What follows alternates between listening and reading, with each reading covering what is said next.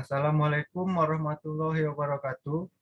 Perkenalkan, saya M. Zaki Alfadani dengan NIM F1E121096. Saya akan mempresentasikan tentang kewirausahaan, bisnis baru, dan kepemilikan bisnis. Kewirausahaan. Kata wirausaha yang sekarang ini sering disebut entrepreneurship merupakan kata yang awalnya diadopsi dari bahasa Prancis, yaitu entreprendre, yang berarti memulai atau melaksanakan. Sedangkan wirausaha ataupun wira swasta sendiri merupakan penggalan dari kata wira, swasta, dan usaha. Wirausaha adalah orang atau sekelompok orang yang melakukan usaha sendiri untuk memenuhi kebutuhannya. Wirausaha juga dapat diartikan sebagai orang yang memiliki keberanian untuk membuka dan menjalankan kegiatan yang sifatnya produktif dan mandiri.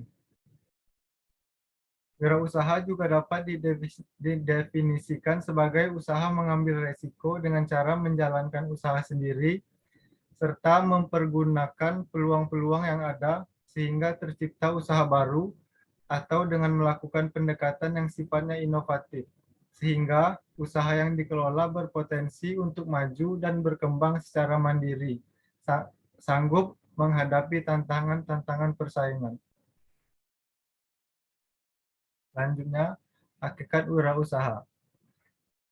Seorang wirausaha pada hakikatnya memiliki berbagai ciri, sifat, serta watak yang membedakannya dengan orang-orang biasa. Seorang wirausahawan akan cenderung berkeinginan kuat untuk mewujudkan ide-ide kreatif dan inovatif yang ada dalam pikirannya menjadi kenyataan di dunia nyata. Berdasarkan beberapa kajian beberapa ahli, seorang wirausaha setidaknya memiliki 6 hakikat wirausaha, antara lain: yang pertama, kewirausahaan adalah suatu nilai yang diwujudkan dalam perilaku yang dijadikan dasar sumber daya, tenaga penggerak, tujuan, siasat, kiat, proses, dan hasil bisnis.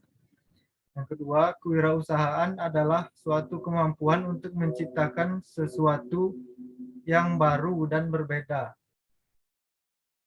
Yang ketiga, kewirausahaan adalah suatu proses penerapan kreativitas dan inovasi dalam memecahkan persoalan dan menemukan peluang untuk memperbaiki kehidupan. Keempat, kewirausahaan adalah suatu nilai yang diperlukan untuk memulai suatu usaha dan perkembangan usaha. Selanjutnya, kewirausahaan adalah suatu proses dalam mengerjakan sesuatu yang baru dan sesuatu yang berbeda, yang bermanfaat dan memberi nilai lebih. Yang keenam, kewirausahaan adalah usaha menciptakan nilai tambah dengan jalan mengkombinasikan sumber-sumber melalui cara-cara baru dan berbeda untuk memenangkan persaingan. Selanjutnya, manfaat wirausaha. Berikut ini adalah beberapa manfaat yang dengan adanya wirausaha. Yang pertama, sebagai pionir dalam menyediakan lapangan pekerjaan. Yang kedua, wirausaha sebagai kreator utama terciptanya pembangunan bagi lingkungan sekitar. Yang ketiga, secara pribadi dapat menjadi teladan melalui sikap berani mengambil resiko, jujur, tidak merugikan orang lain, maupun sikap-sikap terpuji lainnya. Yang keempat, sebagai contoh pribadi yang taat akan hukum serta peraturan-peraturan yang berlaku lainnya.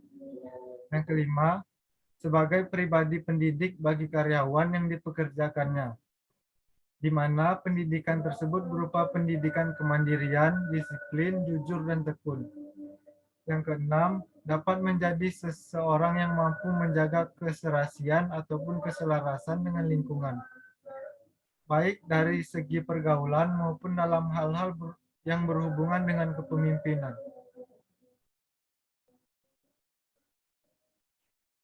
Wirausaha juga bermanfaat bagi pembangunan bangsa.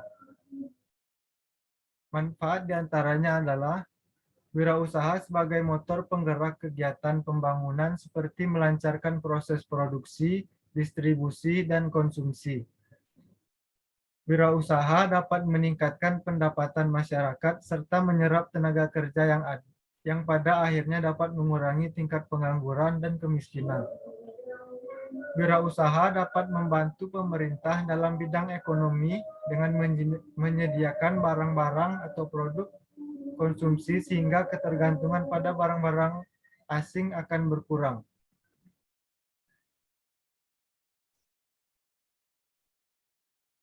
Selanjutnya, keuntungan dan kelemahan wirausaha. Sedikitnya jumlah wirausaha di Indonesia tidak dapat dilepaskan dari potensi risiko profesi wirausaha itu sendiri. Mayoritas masyarakat tidak berminat berwirausaha karena wirausaha dianggap tidak sepenuhnya memberikan jaminan seperti jaminan pendapatan per bulan dan jaminan hari tua. Meskipun pada kenyataannya, hal tersebut hanya sebagian dari kelemahan berwirausaha.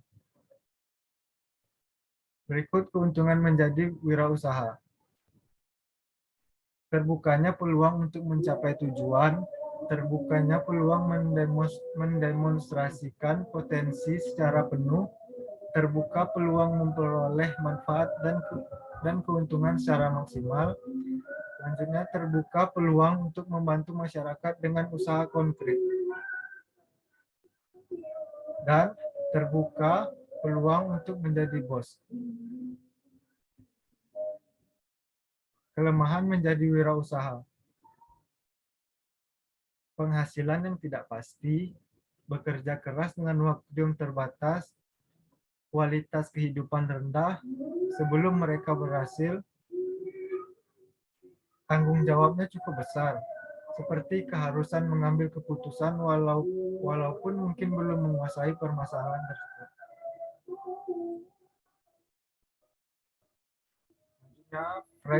Franchising. Franchise atau di Indonesia dikenal dengan waralaba adalah suatu bentuk organisasi yang terus berkembang dan semakin menarik perhatian karena hal-hal yang ditawarkan oleh bisnis ini menyangkut jasa, pekerjaan, dan peluang profesi mandiri. Perdebatan mengenai fenomena dan definisi bisnis ini pun semakin marak dan menjangkau berbagai disiplin ilmu, termasuk manajemen, pemasaran, ekonomi, sosiologi, psikologi, hukum, dan kewirausahaan. Stanford dan Curran mencoba memberikan definisi umum mengenai franchise, yakni franchise adalah suatu bentuk bisnis yang pada dasarnya terdiri dari sebuah organisasi dengan paket bisnis yang teruji pasar yang berpusat pada suatu produk layanan. Memasuki hubungan kontrak dengan pemegang waralaba, biasanya perusahaan kecil yang dibiayai sendiri dan dikelola oleh pemilik, yang beroperasi di bawah perdagangan nama pemilik waralaba untuk memproduksi atau memasarkan barang atau jasa sesuai dengan format yang telah ditentukan oleh pemilik waralaba. Franchise pada dasarnya adalah suatu bentuk bisnis di mana franchiser dengan paket atau sistem bisnis yang telah teruji di pasar dan produk atau jasa sebagai unsur sentralnya. Melakukan hubungan kontraktual dengan franchise, yaitu perusahaan-perusahaan kecil yang didanai secara mandiri dan dikelola secara langsung oleh pemiliknya untuk beroperasi di bawah nama atau brand franchiser itu. Memproduksi dan memasarkan barang atau jasa menurut format yang telah ditentukan oleh franchiser.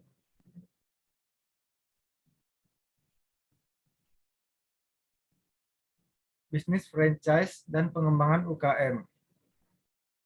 Bisnis franchise dapat memegang peran penting dalam pengembangan UKM di suatu negara.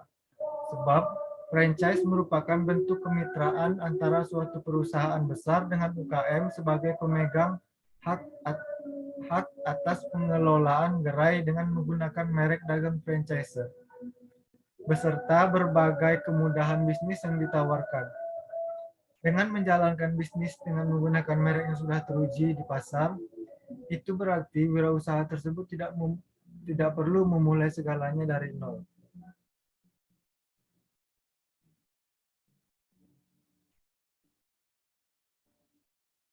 Bisnis franchise juga berperan terhadap pertumbuhan ekonomi. Bisnis franchise melalui pengembangan UKM mempunyai peran terhadap pertumbuhan ekonomi daerah yang pada akhirnya dapat berdampak pada perekonomian suatu negara. Pertama, bisnis franchise mengharuskan adanya transfer pengetahuan kepada mitra kerjanya. Dalam hal ini, UKM, hal ini berdampak pada peningkatan kapabilitas pekerja yang dengan sendirinya turut meningkatkan kualitas sumber daya manusia. Kedua, bisnis franchise umumnya menerapkan standar dan kualitas tertentu terhadap produk yang dihasilkan. Dan kedua hal tersebut tergantung pada masukan dalam proses produksi. Akibatnya, terjadi sinergi antara UKM dan rantai pemasoknya untuk memastikan produk yang sesuai dengan standar dan kualitas yang ditentukan.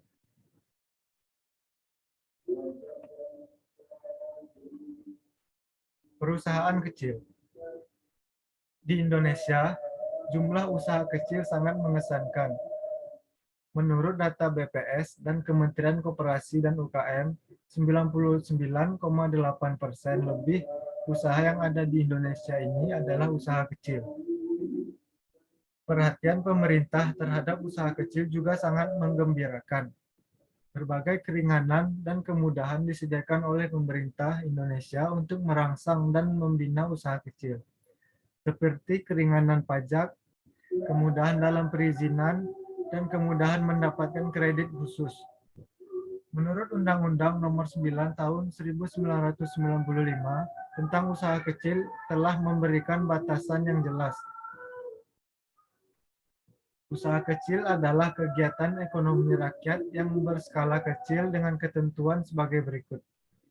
Yang pertama, memiliki kekayaan bersih paling banyak 200 juta rupiah, tidak termasuk tanah dan bangunan tempat usaha, atau memiliki hasil penjualan tahunan paling banyak 1 miliar rupiah. Yang ketiga, milik warga negara Indonesia. Yang keempat, berdiri sendiri, bukan merupakan anak perusahaan atau cabang perusahaan yang dimiliki, dikuasai atau berafiliasi baik langsung maupun tidak langsung dengan usaha menengah atau usaha besar. Dan yang terakhir, berbentuk usaha orang perseorangan, badan usaha yang tidak berbadan hukum atau badan usaha yang berbadan hukum, termasuk koperasi.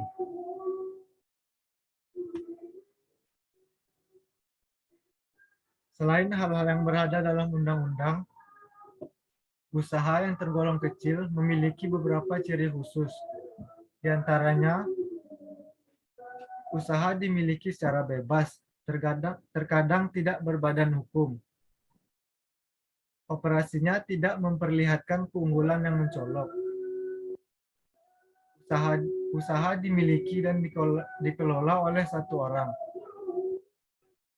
Usaha tidak memiliki karyawan. Modalnya dikumpulkan dari tabungan milik pribadi. Wilayah pasarnya bersifat lokal dan tidak terlalu jauh dari pusat usahanya.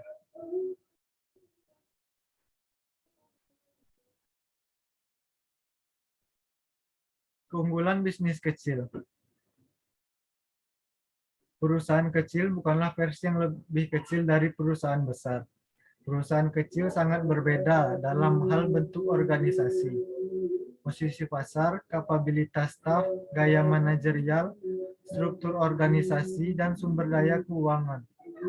Akan tetapi, perbedaan-perbedaan ini lebih berfungsi sebagai kekuatan bagi para pemilik bisnis kecil yang menemukan banyak keunggulan dalam mengoperasikan perusahaan kecil dibandingkan dengan bekerja di perusahaan multinasional yang besar dan berkuasa.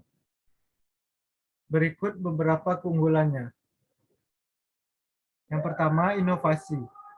Dalam 1 tahun, perusahaan-perusahaan kecil akan mengembangkan 2 kali lipat inovasi produk per karyawan dibandingkan dengan perusahaan-perusahaan yang lebih besar. Selain itu, fakta bahwa perusahaan kecil merupakan sumber inovasi yang lebih kaya bahkan lebih terlihat dibandingkan dengan apa yang ditunjukkan karena perusahaan besar lebih mungkin untuk mematenkan temuannya. Yang kedua, layanan pelanggan yang superior. Perusahaan kecil seringkali dapat beroperasi dengan fleksibilitas yang lebih besar dibandingkan dengan perusahaan besar, sehingga memungkinkannya untuk menyesuaikan lini produk dan jasa yang ditawarkan untuk memenuhi kebutuhan pelanggannya. Yang ketiga, biaya yang rendah. Perusahaan kecil biasanya meminimalkan biaya overhead, biaya yang tidak secara langsung berkaitan dengan penyediaan barang dan jasa tertentu yang memungkinkan mereka untuk memperoleh laba dari harga yang lebih rendah. Yang keempat, mengisi ceruk pasar yang terisolasi. Selain mengisi ceruk pasar-pasar yang lebih kecil, beberapa jenis perusahaan tertentu memilih untuk bekerja dengan organisasi kecil. Banyak perusahaan jasa kecil mengilustrasikan hal ini.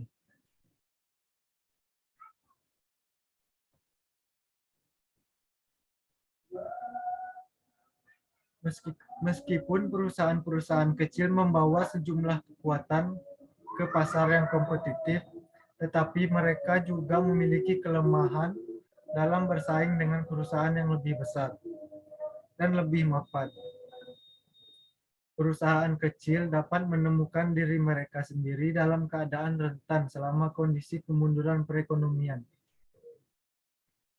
Mereka mengakumulasi sumber daya yang lebih sedikit dibandingkan dengan pesaingnya yang lebih besar guna melindungi diri dari penurunan penjualan.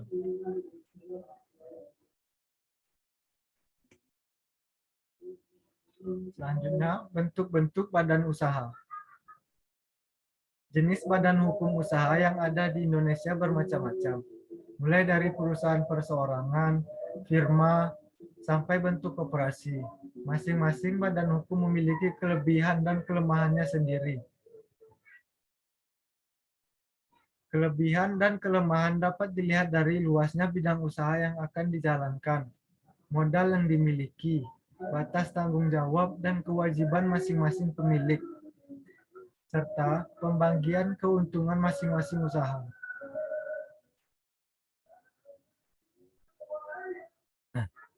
Badan hukum usaha yang ada di Indonesia ada beragam.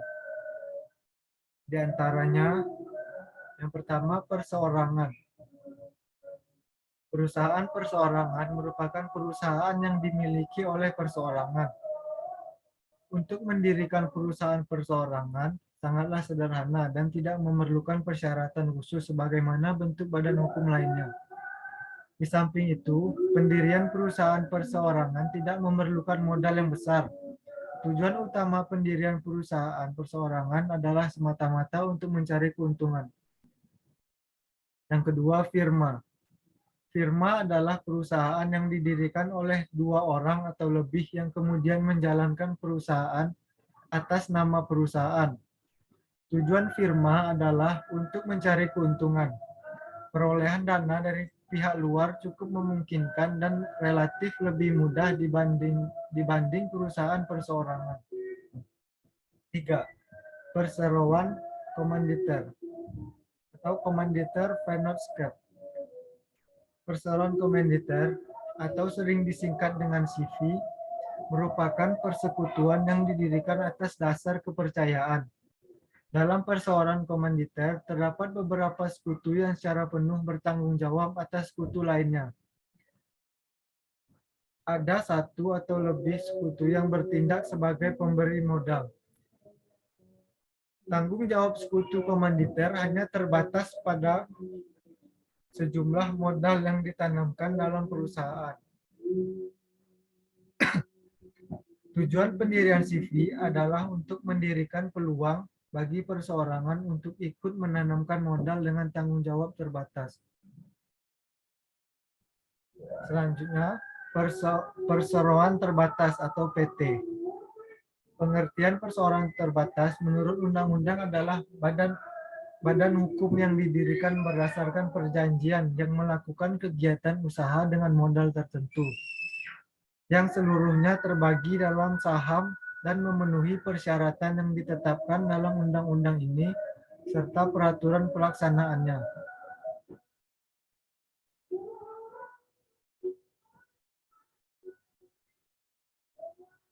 Dalam praktiknya, jenis perseroan terbatas terdiri atas: pertama, dilihat dari segi kepemilikannya, yaitu yang pertama, perseroan terbatas biasa. Merupakan perseroan terbatas di mana para pendiri, pemegang saham, dan pengurusnya adalah warga negara Indonesia dan Badan Hukum Indonesia. Yang kedua, perseroan terbatas terbuka. Merupakan perseroan terbatas yang didirikan dalam rangka penanaman modal dan warga negara asing atau badan hukum asing dimungkinkan untuk menjadi pendiri, pemegang saham, atau pengurus dari perseroan terbatas tersebut. Yang ketiga, perseroan terbatas persero. Merupakan perseroan terbatas yang dimiliki oleh pemerintah melalui badan usaha milik negara atau BUMN.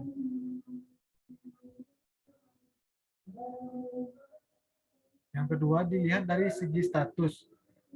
Perseroan terbatas terbagi dalam: yang pertama, perseroan tertutup, merupakan perseroan terbatas yang modal dan jumlah pemegang sahamnya memenuhi kriteria tertentu dari perseroan tidak melakukan penawaran umum. Yang kedua, perseroan terbuka adalah perseroan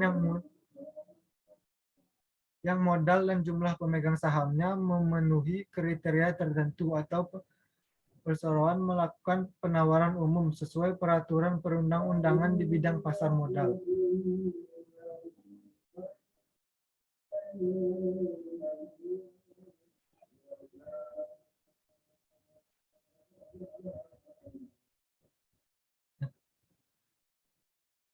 Perusahaan negara. Selanjutnya adalah perusahaan negara. Perusahaan negara adalah perusahaan yang didirikan berdasarkan undang-undang. Perusahaan negara dipimpin oleh seorang kepala atau direksi yang diangkat oleh pemerintah. Perusahaan negara dibagi atas beberapa jenis, antara lain: yang pertama, perusahaan jawatan. Merupakan perusahaan negara yang didirikan untuk pengabdian dan pelayanan masyarakat. Yang kedua, perusahaan umum. Adalah perusahaan yang melayani kepentingan umum. Yang ketiga, perusahaan perseroan. Merupakan perusahaan negara yang didirikan dengan maksud untuk mencari keuntungan.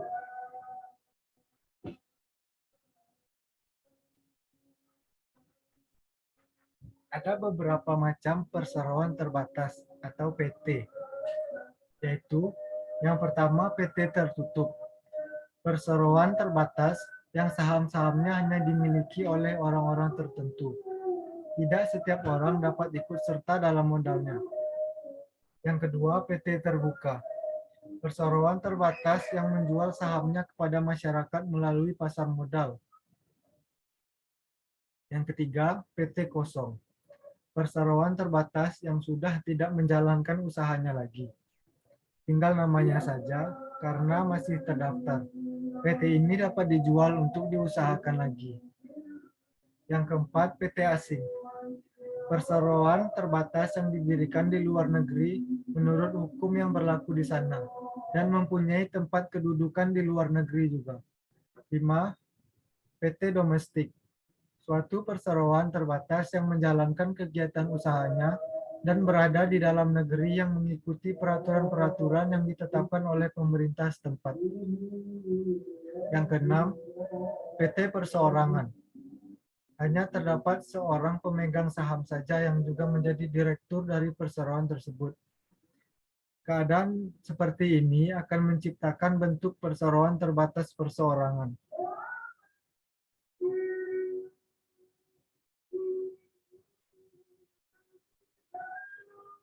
Selanjutnya, perusahaan daerah. Perusahaan daerah merupakan perusahaan yang didirikan dengan suatu peraturan daerah yang seluruhnya atau sebagian besar milik pemerintah daerah yang dipisahkan kecuali dengan ketentuan lain atau berdasarkan undang-undang.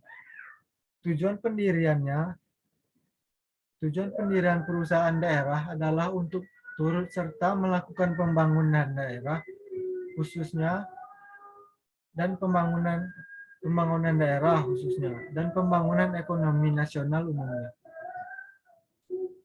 Pimpinan perusahaan daerah diangkat oleh kepala daerah. Yayasan. Yayasan merupakan badan usaha yang tidak bertujuan untuk mencari keuntungan dan lebih menekankan usahanya pada tujuan sosial. Modalnya berasal dari sumbangan, wakaf, hibah, atau sumber lain. Yayasan memiliki pengurus dan harta pengurus, dipisahkan dari harta yayasan. Yang terakhir adalah koperasi. Menurut Undang-Undang Nomor 25 Tahun 1995, koperasi adalah badan usaha yang beranggotakan orang-orang atau badan hukum koperasi dengan melandaskan kegiatannya berdasarkan prinsip koperasi, sekaligus sebagai gerakan ekonomi rakyat yang berdasarkan asas kekeluargaan. Modal dari koperasi terdiri dari modal sendiri dan modal pinjaman. Tujuan koperasi adalah untuk membangun dan mengembangkan kemampuan ekonomi anggota pada khususnya dan masyarakat pada umumnya.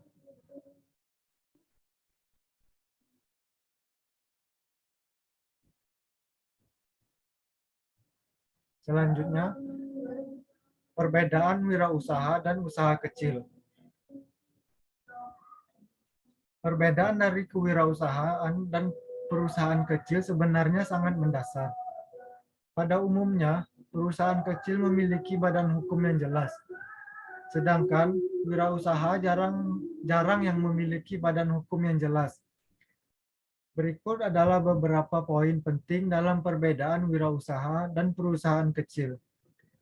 Di antaranya, yang pertama, perusahaan kecil memiliki badan hukum yang jelas, sedangkan wirausaha jarang yang memiliki badan hukum yang jelas. Yang kedua, bisnis kecil atau perusahaan kecil sangat bergantung pada lingkungan pasar. Dari sistem manajerialnya pun berbeda. Sistem manajerial kewirausahaan lebih baik dibandingkan sistem bisnis kecil. Yang ketiga, kewirausahaan lebih meningkatkan hasil dari suatu produknya, sedangkan perusahaan kecil lebih meningkatkan pada laba yang didapatkan.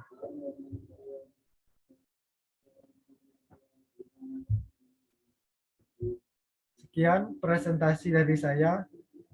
Wassalamualaikum warahmatullahi wabarakatuh.